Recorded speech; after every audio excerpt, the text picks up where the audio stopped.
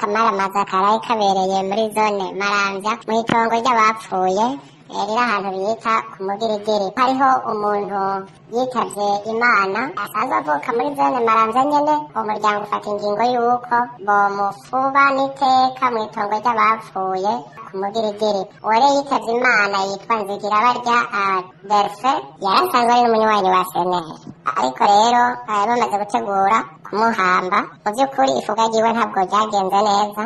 Ni ubwa mbere tubonye mu mateka y'igihugu aho agateka k'umuntu yapfuye katubahirizwa na gato. Ahatari hake ikiziga baracunamira, mugabo muri zone ya Maramvya ho vyabaye ukundi kuntu. Mu gihe rero isaha zine batanguye kwigana amajambo ingene uwo muhisi yabayeho, ivyamuranze, niho haciye hashika umukuru wa zone Maramvya yitwa Hakizimana Albert, haca hashika n'umukuru atwara imbonerakure muri komine ya Mutimbuzi, kenshi azi kw'izina rya Rishari, bakamutazira Munyitse.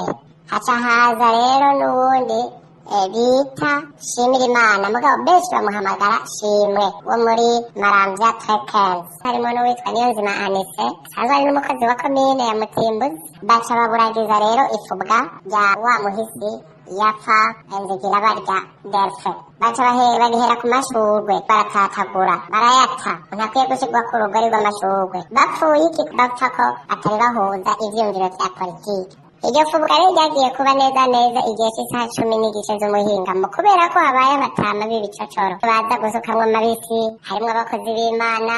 Umugambi CNDD urakwiye gutanga inyigisho, na cane cane ugahindura ivyo bahaye imbonerakure, kubera inyigisho bagiye baraha imbonerakure n'ubu ahubwo ho gupunguka babandanya bongera ko ikibi. None ga yemwe, ubu twahava tubona akaburi kazohambwamwo CNDD gusa canke akaburi kazohambwamwo abandi bo mu yindi migambo.